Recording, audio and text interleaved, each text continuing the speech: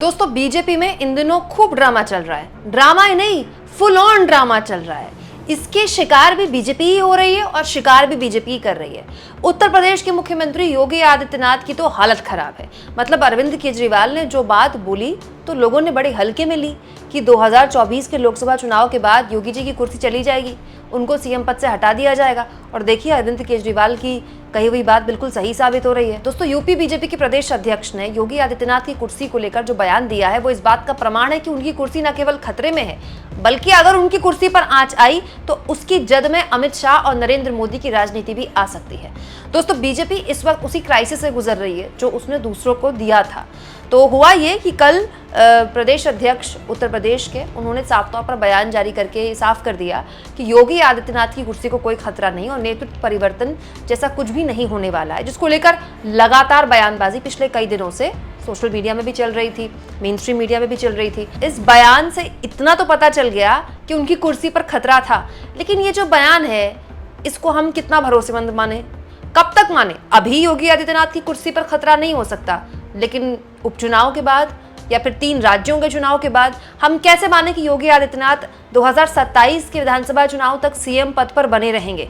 और अगर वो सीएम पद से हटाए गए तो उसकी जद में कैसे अमित शाह और मोदी आने वाले हैं, सब कुछ मैं आपको तफसील से बताऊंगी। दोस्तों कल की एक खबर देखिए जिसमें साफ तौर पर लिखा है कि योगी के जो 2 डिप्टी है, मतलब ब्रजेश पाठक और केशव प्रसाद मौर्य, उत्तर प्रदेश सरकार में 2 डिप्टी सीएम दोनों अपने सीएम से खफा बैठे हैं। दोनों ही सीएम की समीक्षा बैठक में नहीं आई। मतलब कमाल की बात है, मुख्यमंत्री समीक्षा बैठक कर रहे हैं और दोनों डिप्टी नहीं आए। केशव प्रसाद मौर्य तो आजकल ज्यादातर वक्त दिल्ली में ही रहते हैं, सुना है कि अभी भी दिल्ली में हैं। दोस्तों आज योगी आदित्यनाथ भी नीति आयोग की बैठक के लिए दिल्ली आए हुए हैं और जानकारी ये भी है कि हो सकता है कि कल उनकी संघ प्रमुख मोहन भागवत भी, क्योंकि दिल्ली में तो उनसे भी मुलाकात हो, अभी गोरखपुर में भी कुछ दिन पहले उनसे मुलाकात हुई थी। तो योगी आदित्यनाथ को लेकर फिलहाल जो स्थिति बीजेपी की बनी हुई है दोस्तों, उसकी कई परतें हैं। अब धीरे धीरे करके मैं आपके सामने सारी परतें खोलती हूँ।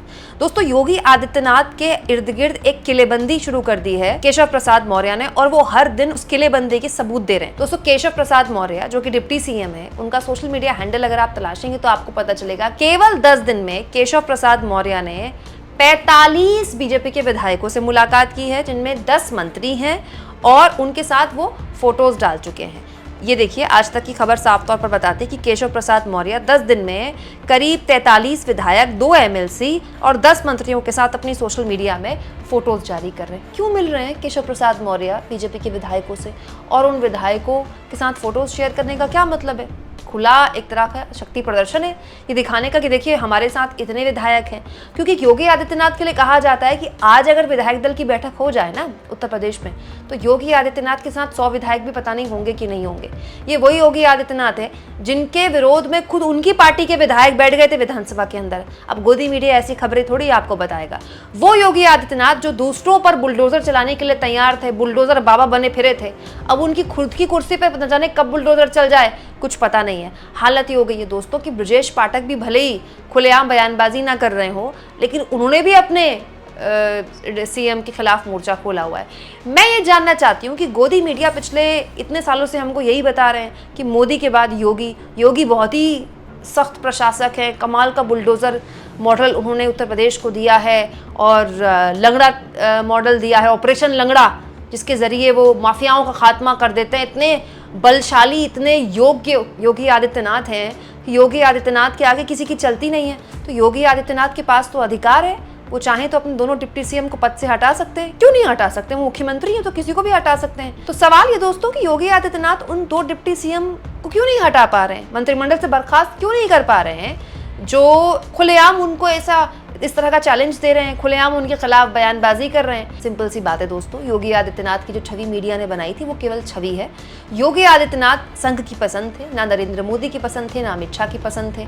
संघ की पसंद की वजह से उनको थोपा गया एक मुख्यमंत्री के तौर पर और उसके बाद उन्होंने अपना एक ऑरा क्रिएट किया। ऐसा नहीं है कि केशव प्रसाद मौर्य और योगी आदित्यनाथ के संबंध बहुत अच्छे थे। पिछले विधानसभा चुनाव में केशव प्रसाद मौर्य जो हारे हैं, जिन पल्लवी पटेल से चुनाव हारे हैं, उन पल्लवी पटेल से योगी आदित्यनाथ ने मुलाकात की अभी 2-3 दिन पहले। तो सुनने में तो ये भी आता है, उत्तर प्रदेश में चर्चाएं हैं कि केशव प्रसाद मौर्य को हराने वाले योगी आदित्यनाथ का ही गुट था। योगी आदित्यनाथ चाहते ही नहीं थे केशव प्रसाद मौर्य जीते, क्योंकि केशव प्रसाद मौर्य जब अपना चुनाव हार गए उसी वक्त उनकी सीएम की दावेदारी खत्म हो गई। अब बड़ा सवाल यह है दोस्तों कि होने क्या जा रहा है। होने ये जा रहा है दोस्तों कि योगी आदित्यनाथ ने साफ तौर पर दिल्ली वालों को संदेश दे दिया है कि अगर अमित शाह को ये लगता है कि वो अपने खासम खास डिप्टी सीएम के जरिए उनकी कुर्सी पर आंच ला सकते हैं, उनको कुर्सी से हटा सकते हैं, तो एक बात दिल्ली वाले भी समझ जाएं कि वो तो झोला उठा के अपने गोरखपुर के मठ में चले जाएंगे, क्योंकि योगी आदित्यनाथ तो मठाधीश हैं और मुख्यमंत्री होने से पहले वो हैं और अब भी वो उस आइडेंटिटी को कैरी करते हैं, उस भगवा वस्त्र के जरिए। लेकिन योगी आदित्यनाथ कैंप से दिल्ली वालों को साफ संदेश मिल चुका है कि आपकी कुर्सी भी जाएगी। छीछालेदर बीजेपी की जितनी उत्तर प्रदेश में होगी उसके बाद उसकी कोई सीमा नहीं होने वाली है। हाँ, ये बात सही है कि योगी आदित्यनाथ बड़े मजबूर हैं कि जो उनके खिलाफ उन्हीं की सरकार के 2 डिप्टी किलेबंदी कर रहे हैं, उनको रोक नहीं पा रहे हैं। तो मजबूर कम मोदी जी थोड़े ही हैं। अब आप बताइए, मोदी जी की राजनीतिक हैसियत इतनी बड़ी है देश में, सबसे बड़े नेता हैं, प्रधानमंत्री हैं देश के, और अपनी पार्टी के अब भी सबसे बड़े वोट कैचर हैं। मोदी जी क्यों नहीं निकाल पा रहे हैं योगी आदित्यनाथ को? मतलब मोदी जी जब चाहें एक फोन के जरिए योगी आदित्यनाथ को पद से हटा सकते हैं और जो बीजेपी चाहती है उनको सीएम बना सकते हैं, लेकिन मोदी जी भी ये नहीं कर सकते, क्योंकि उत्तर प्रदेश में योगी आदित्यनाथ को रखने में जितना नुकसान है, हटाने में उससे कहीं ज़्यादा नुकसान है। तो फिर बड़ा सवाल ये कि ये रस्साकशी की ऐसी चलती रहेगी, बयानबाजी ऐसी चलती रहेगी। तो मेरा अनुमान ये कहता है कि अगले 3-4 महीने ये जो ड्रामा चल रहा है अगले 3-4 महीने चलेगा, और जितना लंबा चलेगा उतना नुकसान बीजेपी को होगा। आप सोचिए, उत्तर प्रदेश में बीजेपी का कार्यकर्ता कितना कंफ्यूज होगा इसमें कि वो योगी की सुने कि मोदी की सुने। आज तक तो उसके लिए दोनों एक थे, अब उसे पता चल रहा है कि दोनों में रार है। उत्तर प्रदेश में दोस्तों बीजेपी की क्या हालत है इस लोकसभा चुनाव ने बता दिया। अगर लोकसभा चुनाव के नतीजों के 1 हफ्ते के अंदर बीजेपी बैठकर इस पर चिंतन मनन कर लेती और आगे बढ़ जाती तो अपनी स्थितियां बेहतर कर लेती। ऐसा नहीं है कि उसका संगठन खत्म हो गया है, अब भी वो उत्तर प्रदेश में सरकार चला रही है, लेकिन जिस हद तक ये लेट कर रहे हैं, मुलतवी कर रहे हैं मामले को, उतना नुकसान ये झेलेंगे, और ऐसा नुकसान झेलेंगे कि लोकसभा चुनाव तो बाद में होंगे, विधानसभा चुनाव में इनकी बुरी गत होने वाली है। यानी आप सोच लीजिए 3-4 महीने तक आपको मेन स्ट्रीम मीडिया में और तमाम मीडिया प्लेटफॉर्म्स में कभी भी सुनने को मिल सकता है, आज योगी जी की कुर्सी खतरे में, आज योगी जी की कुर्सी खतरे में, और ऐसे ही एक दिन खबरों के बीच खबर आएगी कि योगी जी को हटा दिया जाएगा। योगी जी को तो हटाना पड़ेगा दोस्तों। मोदी और अमित शाह को अगर योगी आदित्यनाथ को ना हटाना होता तो इस तरह की खबरें मीडिया में नहीं तैर रही होती। बस सही टाइमिंग का इंतजार है। वो सही टाइमिंग जिस दिन होगा, योगी आदित्यनाथ की कुर्सी बचेगी नहीं। लेकिन आप ये भी समझ लीजिए, जिस दिन योगी आदित्यनाथ सीएम पद से हटाए गए ना यूपी में, बीजेपी की और हालत खराब हो जाएगी। मुझे लगता है योगी आदित्यनाथ को अगर हटाया गया, केशव प्रसाद मौर्य सीएम तब भी नहीं बनेंगे, किसी और को सीएम बनाया जाएगा। दोस्तों, आप इस मुद्दे पर क्या सोचते हैं कमेंट बॉक्स में जरूर लिखें, और जितना हो सके चैनल को शेयर करें, सब्सक्राइब करें, और थैंक्स और ज्वाइन के ऑप्शन से अगर आप चाहें तो कुछ आर्थिक मदद भी चैनल की जरूर करें।